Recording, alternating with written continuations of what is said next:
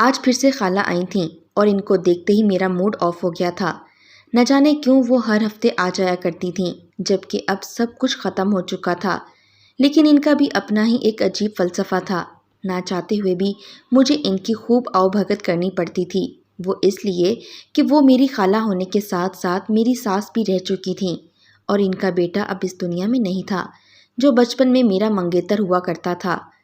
مگر نہ جانے کیوں وہ اب بھی مجھے بہو رانی کہہ کر پکارا کرتی تھیں۔ تقریباً 8 سال پہلے ان کا بیٹا اس دنیا سے چلا گیا تھا۔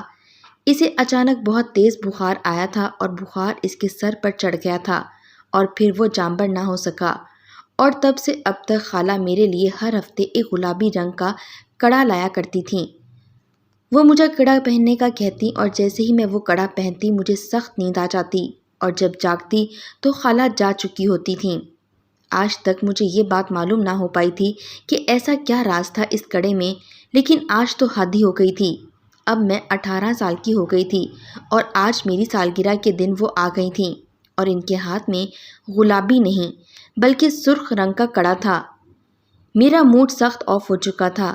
اب وہ مجھے کہیں گی کہ بہو یہ کڑا پہن لو، اور میں یہ کڑا پہن لوں گی اور مجھے نیند آ جائے گی اور میری سالگرہ کا دن برباد ہو جائے گا۔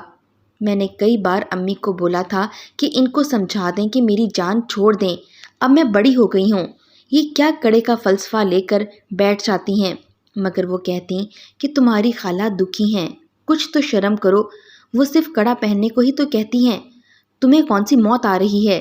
لیکن امی میری بات سمجھ میں نہیں آتی۔ میں نے بھی ٹھان لی تھی اب کی بار یہ آخری بار ہوگا، آج کے بعد اگر وہ یہ منحوس کڑا لے کر آئیں تو مجھ سے برا کوئی نہیں ہوگا۔ میں نے اپنی سہیلیوں کو بلایا ہوا تھا اور گھر میں بہت ہنگامہ مچا ہوا تھا، ہم نے کافی شور شرابہ مچایا ہوا تھا۔ میں نے امی کو سمجھا دیا کہ خالہ کو فی الحال اپنے ساتھ مصروف رکھیں، کم از کم میں اپنی برتھ ڈے تو انجوائے کر سکوں، ورنہ تو ان کا کڑا پہنتے ہی مجھے نیند آ جانی تھی۔ لیکن حیرت کی بات یہ تھی کہ خالہ صبر کے ساتھ کافی دیر تک بیٹھی رہیں، اور جیسے ہی رات کے 10 بجے میری سہیلیاں سب واپس جانے لگیں، اور تب میں اپنے کمرے میں آئی جہاں کافی سارے گفٹس پڑے ہوئے تھے۔ میں بڑے اشتیاق سے گفٹ کھولنے لگی تھی کہ خالہ آ گئیں، اور آتے ہی میرا ماتھا چوما اور بہت سی دعائیں دیں۔ میں نے بھی بامشکل ان کو دیکھ کر اپنا موڈ ٹھیک کیا تاکہ ان کو کچھ محسوس نہ ہو۔ وہ سرخ کڑا ان کے ہاتھ میں تھا اور اب وہ میرے ہاتھ میں پہنا رہی تھیں۔ میں نے جلدی سے ہاتھ پرے کیا۔ خالہ میں خود پہن لوں گی، ابھی مجھے یہ گفٹس دیکھنے ہیں، میں نے آہستہ سے کہا، مگر وہ بضد تھیں کہ میں خود پہنا کر جاؤں گی۔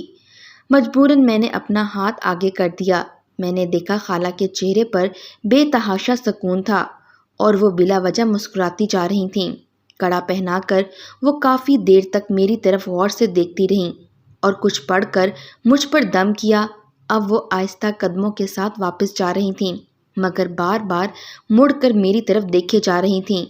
ان کے جاتے ہی میں جیسے ہی پھر سے گفٹس کھولنے لگی تو مجھے زور کی جمائی آنے لگی اور میں پھر خوش و خرد سے بیگانہ ہو گئی۔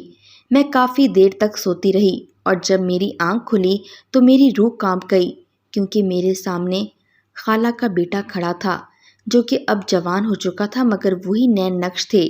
میں اسے پہچان گئی تھی۔ عاشر، میں نے اپنے اوپر بامشکل قابو پاتے ہوئے پوچھا، لیکن وہ میری بات پر حیران نظر آ رہا تھا۔ اسی وقت میں نے دیکھا امی کمرے میں داخل ہوئیں اور مجھ پر غصہ ہو رہی تھیں۔ افشین، تم اب تک سو رہی ہو، دوپہر کے 1 بج رہے ہیں۔ وہ کمر پر ہاتھ رکھے مجھے بہت کچھ سنائے جا رہی تھیں۔ امی امی میں نے اپنی زبان کھولی تو میرا رونا نکل گیا۔ امی نے جب مجھے اس طرح روتے دیکھا تو پریشان ہو گئیں۔ کیا ہوا افشین، تم کیوں رو رہی ہو؟ امی وہ دیکھیں عاشر آیا ہے۔ میں نے عاشر کی طرف اشارہ کیا، مگر اب وہ وہاں نہیں تھا۔ میری حیرت کی انتہا نہ رہی۔ کہاں گیا؟ ابھی تو یہی تھا۔ میں نے ادھر ادھر دیکھا۔ امی نے اپنا سر پکڑ لیا۔ لگتا ہے کہ تم نے برا خواب دیکھا ہے۔ بھلا اب عاشر بیچارہ کہاں سے آ سکتا ہے؟ وہ مجھے خاموش کروا کر وہاں سے جانے لگیں تو میں نے بھاگ کر ان کو پکڑ لیا۔ امی پلیز مت جائیں، مجھے بہت خوف آ رہا ہے۔ میں نے ان کو روکا، مگر وہ مجھے سمجھا بجھا کر کہنے لگیں کہ ابھی بہت کام پڑا ہے۔ تم بھی آ جاؤ، میں ناشتہ بناتی ہوں۔ لیکن میں نے بنا منہ دھوئے ان کے پیچھے جانا ہی بہتر سمجھا۔ ایک عجیب سا خوف طاری ہو گیا تھا مجھ پہ۔ کیا مصیبت تھی؟ بھلا عاشر کیسے آ گیا تھا میرے کمرے میں؟ مجھے کچھ سمجھ نہیں آ رہا تھا۔ دن بھر میں خوف میں مبتلا رہی۔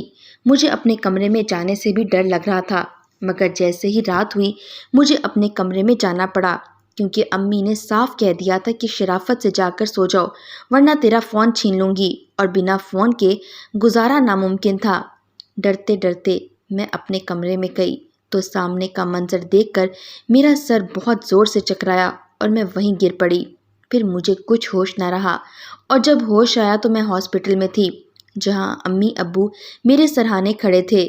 مجھے ہوش میں آتا دیکھ کر انہوں نے ڈاکٹر کو آواز دی، لیکن جیسے ہی ڈاکٹر میرے قریب آیا میں چیخ مار کر پھر سے بے ہوش ہو گئی۔ سب لوگ بہت پریشان تھے کہ اچانک مجھے کیا ہو گیا تھا، مگر جیسے ہی میں ہوش میں آتی تو عاشر آ جاتا اور مجھ سے طبیعت کے بارے میں پوچھتا۔ میں رونے لگتی خوف کے مارے، تو وہ بھی پریشان ہو جاتا کہ آپ کو کیا ہوا ہے۔ اس نے ڈاکٹر کا لیب کوٹ پہن رکھا تھا۔ ڈاکٹر نہیں، عاشر ہی تھا جو مجھے بار بار تنگ کر رہا تھا۔ امی امی یہ دیکھیں، عاشر۔ امی ابو کے ساتھ ڈاکٹر بھی سخت حیرت میں تھے کہ مجھے کیا ہوا تھا، مگر میں ان کو سمجھا نہیں پا رہی تھی۔ ایسے میں اچانک خالہ آ گئیں، اور انہوں نے جب سنا کہ مجھے عاشر دکھائی دیا ہے تو پراسراریت سے مجھے دیکھنے لگیں، اور انہوں نے امی سے کہا کہ آپ لوگ جائیں، میں آج اس کے ساتھ ہوں۔ اور امی گھر چلی گئیں تاکہ میرے لیے کچھ کھانا بنا کر لائیں۔ ان کے جاتے ہی خالہ نے میرا ماتھا چوما۔ اب بتاؤ کیا ہوا تھا؟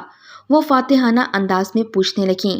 میں نے بتایا کہ جب میں اپنے کمرے میں گئی تو وہاں عاشر بیٹھا تھا اور مجھے دیکھ کر کہنے لگا، تم آ گئی افشین، میں کب سے تمہارا انتظار کر رہا تھا۔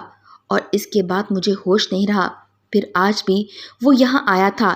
اس نے ڈاکٹر کا لیب کوٹ پہنا ہوا تھا اور کہہ رہا تھا کہ میں عاشر نہیں ہوں۔ میں نے جلدی جلدی ان کو ساری بات سمجھائی، تب وہ گہری سوچ میں پڑ گئیں، اور کچھ دیر بعد مجھے کہا، بیٹا تم ایسا کرو کہ اب یہ بات کسی سے نہ کرنا۔ اور انہوں نے مجھے کچھ ایسی باتیں بتائیں کہ خوف سے میرا حلق تک خشک ہو گیا تھا۔ اب میں نے خاموشی اختیار کر لی تھی۔ مجھے اب بھی عاشر دکھائی دیتا تھا، مگر میں کسی سے ذکر نہیں کرتی تھی۔ ہاں البتہ اب میں امی کے ساتھ ان کے کمرے میں سویا کرتی تھی، جبکہ ابو میرے کمرے میں سو جاتے۔ جب میں اکیلی ہوتی تو مجھے عاشر نظر آتا تھا۔ میں نے کافی دیر تک برداشت کیا، مگر پھر ایک رات میں پھٹ پڑی۔ میں نے چیخنا چلانا شروع کر دیا، نکل جاؤ یہاں سے، کیوں آئے ہو؟ واپس کیوں آئے ہو؟ چلے جاؤ یہاں سے، مجھے کیوں تنگ کرتے ہو؟ پہلے تمہاری ماں تنگ کرتی تھی، اب تم بھی تنگ کر رہے ہو۔ میری جان چھوڑ کیوں نہیں دیتے تم لوگ؟ مجھے محسوس ہونے لگا تھا کہ میرا وجود زور زور سے جھٹکے کھا رہا تھا اور میرے منہ سے رال تک بہنے لگی تھی، اور امی بس مجھے حیرت سے دیکھے جا رہی تھیں۔ انہوں نے اپنے منہ پر ہاتھ رکھا ہوا تھا، اور 2 منٹ بعد ہی پھر سے میں بے ہوش ہو گئی تھی۔ امی نے جلدی سے ابو کو بلایا، اور امی بہت روئے جا رہی تھیں کہ کیا ہو گیا میری بچی کو اچانک سے۔ چند دن پہلے کتنی خوش تھی اور رو رو کر ہلکان ہوئی جا رہی تھیں۔ صبا خاموش ہو جاؤ، ایسا مت کرو، میں تمہیں سنبھالوں یا افشین کو؟ وہ بھی سر پکڑے بیٹھے تھے، اور اسی طرح مجھے پھر سے ہاسپٹل لے جایا گیا، جہاں میرا ٹریٹمنٹ شروع ہوا، مگر کچھ فائدہ ہوتا تو پھر سے طبیعت بگڑ جاتی، اور طبیعت تبھی بگڑتی تھی جب خالہ مجھے دیکھنے آتی تھیں۔ لیکن اب میری حالت اور بگڑتی جا رہی تھی، اور ڈاکٹر نے مجھے الگ سے ایک روم دیا تھا جہاں کسی کا بھی آنا جانا منع تھا، اور وہاں صرف اور صرف ڈاکٹر اور سٹاف ہی جا سکتا تھا۔ امی ابو کی تو مجھ سے زیادہ حالت خراب ہو گئی تھی۔ وہ سارا دن ہاسپٹل میں پریشان سے بیٹھے رہتے۔ جب خالہ آئیں تو امی نے بتایا کہ اب آپ اس سے نہیں مل سکتیں باجی، ہمیں بھی ملنے سے منع کیا گیا ہے۔ امی نے آنسو صاف کرتے ہوئے کہا تو خالہ اچانک اٹھ کھڑی ہوئیں۔ ایسا کیسے ہو سکتا ہے؟ میں اپنی بہو سے ضرور ملوں گی، مجھے کوئی نہیں روک سکتا، روک کر تو دکھائے۔ وہ اندر جانے لگیں۔ امی اور ابو ان کو اس طرح جاتا دیکھ کر ان کے پیچھے بھاگے۔ آپ نہیں جا سکتی باجی، پلیز سمجھنے کی کوشش کریں، ہم پہلے ہی بہت پریشان ہیں۔ ابو نے جھلا کر ان کو سمجھایا۔ ابو بھی اب بیزار ہو گئے تھے ان کی بہو کی رٹ سے، لیکن وہ تو الٹا ابو پر چڑھ دوڑیں۔ تم شاید چاہتے ہی نہیں ہو کہ وہ میری بہو بنے، سب تمہارا کیا دھرا ہے۔ میں یہ سب نہیں ہونے دوں گی۔ بڑی مشکل سے مجھے میری بہو ملنے والی ہے اور تم میرے راستے میں روڑے اٹکائے جا رہے ہو۔ وہ غصے سے بولتی جا رہی تھیں اور ان کی سانس بہت تیز چل رہی تھی، چہرہ لال بھبوکا ہو گیا تھا۔ اچانک امی نے ان کو تھام لیا۔ باجی ہوش کریں، ہم آپ کے دکھ میں برابر کی شریک ہیں، مگر اس کا مطلب یہ نہیں کہ آپ میرے شوہر کی انسلٹ کریں۔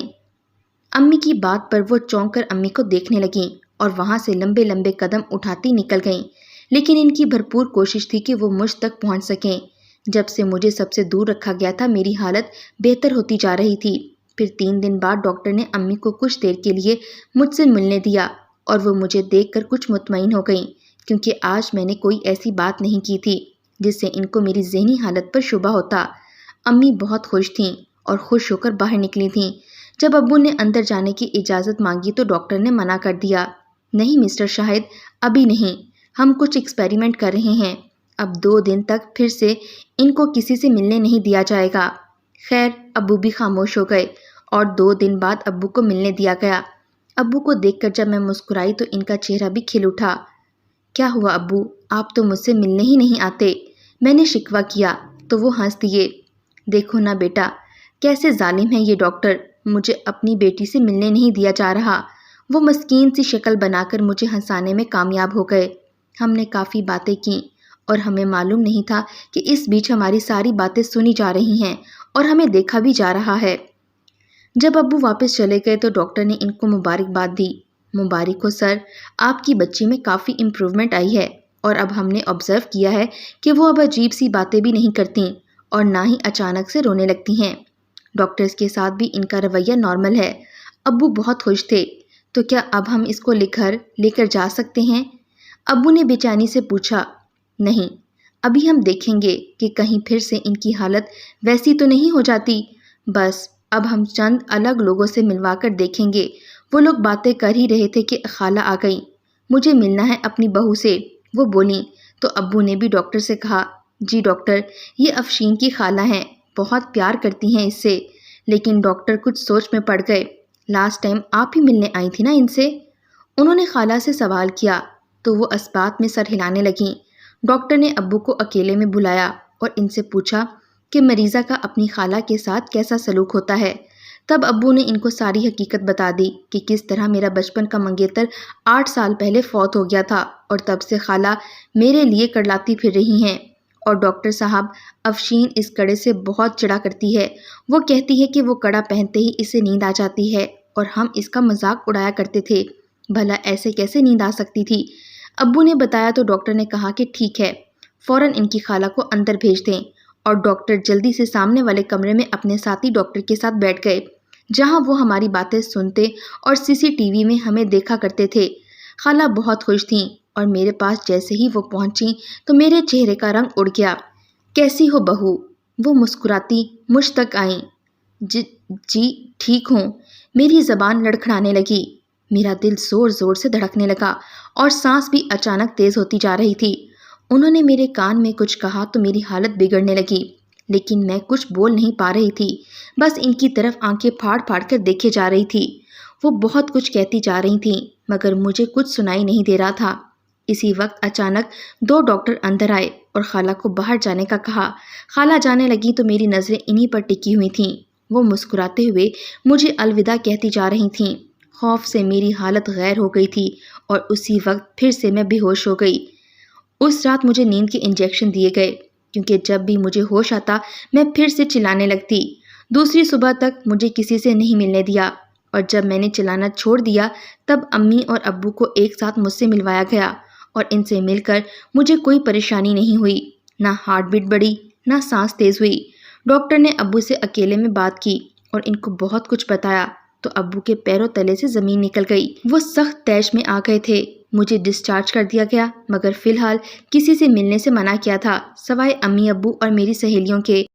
میں گھر آ گئی تو اب بھی امی کے ساتھ ہی سویا کرتی تھی۔ ابو نے مجھے کچھ نہیں بتایا، لیکن 2 دن بعد جب خالہ نے ڈور بیل بجائی تو امی نے ان کے لیے دروازہ نہیں کھولا اور وہ حیرت میں پڑ گئیں۔ کیا ہوا صبا، تم اپنی بہن کو نہیں آنے دو گی؟ وہ دکھی ہو گئیں۔ نہیں باجی، آپ میری بہن نہیں ہیں، کیونکہ آپ میری بیٹی کی دشمن ہیں اور اب مجھے آپ سے کوئی لینا دینا نہیں۔ اگر آپ نے زیادہ ضد کی تو مجبوراً مجھے پولیس کو انفارم کرنا پڑے گا۔ ویسے بھی آج ہی آپ کو کورٹ آرڈر مل جائیں گے۔ آپ کہیں بھی افشین کے آس پاس نہیں آ سکتی، ورنہ پولیس آپ کو گرفتار کر سکتی ہے۔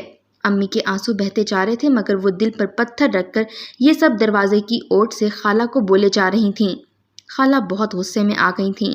ابو نے امی کو شاباشی دی۔ بہت اچھا کیا صبا، میں یہی دیکھنا چاہتا تھا کہ تم اپنی بہن اور بیٹی میں کس کو چنتی ہو، لیکن مجھے خوشی ہوئی تم نے اپنی بچی کو چنا۔ میں یہ سب حیرت سے دیکھے جا رہی تھی۔ تب ابو نے مجھے اپنے پاس بٹھا کر بتانا شروع کیا، بیٹا جب سے عاشر اس دنیا سے گیا تھا تب سے عالیہ باجی کی ذہنی حالت ٹھیک نہیں رہتی تھی۔ ان کے گھر والے بھی ان کو روز ڈاکٹر کو دکھایا کرتے تھے۔ پھر ایک دن وہ بالکل نارمل ہو گئیں، پھر ہم سب بھی ریلیکس ہو گئے، مگر یہ ہماری بھول تھی۔ ان کی ذہنی بیماری اتنی بڑھ چکی تھی کہ وہ ایک عامل کے پاس جانے لگیں اور وہاں سے انہوں نے ایسے جادو ٹونے کروائے کہ عاشر سے ان کی ملاقات ہو جائے، مگر یہ ناممکن تھا۔ پھر اس چلاک عامل نے ان پر جادو کر دیا، جس سے ان کو راتوں کو عاشر دکھائی دیا کرتا تھا۔ وہ اس سے باتیں کیا کرتی تھی۔ ان کو یہ معلوم نہ تھا کہ وہ صرف دیواروں سے باتیں کرتی ہیں۔ عامل نے ان کو کہا تھا کہ وہ اکیلے کمرے میں عاشر سے ملاقات کر سکتی ہیں۔ پھر ایک دن ان کے دماغ میں یہ خیال آیا کہ جب عاشر زندہ ہے تو تم اب بھی ان کی بہو ہو۔ تب انہوں نے اسی عامل سے بات کی، جس نے ان کو ایک کڑا دیا کہ اسے اپنی بہو کو ہر ہفتے پہنایا کرو، وہ بھی عاشر کو دیکھنے لگے گی۔ وہ جادو بہت گہرا تھا، جس کی وجہ سے تمہیں نیند آ جایا کرتی تھی، اور جب تمہاری سالگرہ کے دن وہ سرخ کڑا لائی تھیں، اس میں بھی بھاری کالا جادو تھا، جس سے تمہیں بھی عاشر دکھائی دیتا۔ اصل میں وہ آنکھوں اور دماغ پر جادو کر دیا کرتا تھا، لیکن کیونکہ تم شروع سے ہی کچھ الگ سی ہو تو تمہارے ذہن نے اس کو قبول کرنے سے انکار کر دیا اور تم اپنا ذہنی توازن کھوتی جا رہی تھی۔ تب ڈاکٹرز نے یہ پلان بنایا کہ دیکھا جائے کہ کس انسان سے مل کر تمہاری حالت بگڑتی ہے، اور اسی طرح جب تمہاری خالہ ملنے آئیں تو انہوں نے پھر سے عاشر کی باتیں شروع کر دیں اور تمہاری شادی کی باتیں بھی کرنا شروع کر دیں، جس سے حالت بگڑنے لگی۔ اور پھر ڈاکٹر نے بتایا کہ یہ سب نہ صرف جادو کا چکر تھا، بلکہ وہ عامل انتہائی چالاکی سے اس کڑے میں ایک سوئی ڈال دیا کرتا تھا جس میں نشہ ملا دیا کرتا تھا، اور وہ سوئی تمہیں چبھتی تو تمہیں نیند آ جاتی، اور لیکن میری بچی بہت اسٹرانگ ہے، اس لیے تم پر زیادہ اثر نہ ہو سکا جادو کا۔ وہ میرے بال بکھیرتے ہوئے ہنسے، کیونکہ میرے اسٹرانگ سے امی ابو نے مجھے بچپن سے ہی آیت الکرسی اور صورت خود پر دم کرنا جو سکھایا ہے۔ میں بھی ہنسی۔ بس اب ہم کوئی رسک نہیں لے سکتے، تم اب اپنی خالہ سے کبھی نہیں ملو گی، وہ حد سے زیادہ پاگل ہوتی جا رہی ہیں۔ یہ پاگل پن اس حد تک بڑھ گیا ہے کہ وہ تمہیں جان سے بھی مار سکتی ہیں کہ کہیں تمہاری شادی کسی اور سے نہ ہو جائے۔ لیکن ابو یہ سب آپ کو کیسے معلوم پڑا؟ میں نے حیرت سے پوچھا تو وہ بولے، میں نے ان کا پیچھا کیا تھا۔ جب ڈاکٹر نے مجھے سب بتایا اور جب وہ عامل کے پاس گئیں تو میں بھی اپنا چہرہ چھپا کر اندر چلا گیا۔ وہاں میں نے ان کی باتیں سن لیں۔ ان کا کہنا تھا کہ بابا میری بہو کو مجھ سے ملنے سے روک دیا گیا ہے اور وہ اب بالکل ٹھیک ہوتی جا رہی ہے، اگر وہ ٹھیک ہو گئی تو اس کی شادی کسی اور سے کر دیں گے وہ لوگ۔ باجی کی بات سن کر میرا دل جیسے دھڑکنا بھول گیا۔ میں دم سادے وہیں بیٹھا رہا۔ عامل نے کہا، تو کیا خیال ہے تمہاری بہو کو بھی عاشر کے پاس ہی بھیج دیتے ہیں تاکہ وہ دونوں وہاں خوش رہ سکیں؟ اس عامل کے ناپاک ارادے سن کر میرا جی کیا کہ اسے وہیں جہنم رسید کر دوں، مگر میں یہ سب سننا چاہتا تھا، اور میری حیرت کی انتہا نہ رہی جب باجی نے بھی اس کی ہاں میں ہاں ملائی۔ اس نے اب بہت کچھ دیا تھا۔ عالیہ باجی کو میں نے سب باتیں ریکارڈ کر لی تھیں اور پولیس کو سب بتا دیا اور ڈاکٹر کی رپورٹس بھی دکھا دیں۔ میرا دوست جو پولیس میں ہے اس کی وجہ سے ممکن ہو سکا اس عامل کو گرفتار کرنا، اور اب مجھے کچھ سکون ملا ہے۔ ابو نے گہری سانس لی۔ میں نے ابو کے ہاتھ کو چوما۔ میرے بہادر ابو۔ وہ میرے سر پر ہاتھ رکھ کر بولے، نہیں میری بہادر بیٹی، اور امی نے مصنوعی خفگی سے کہا، اور میں بہادر نہیں جو اس کی عجیب حرکتیں برداشت کرتی ہوں، اور ہم سب ساتھ میں ہنس دیے۔ اب کوئی ہمیں پریشان کرنے نہیں آیا کرے گا۔ یہ بات مجھے سکون دے رہی تھی۔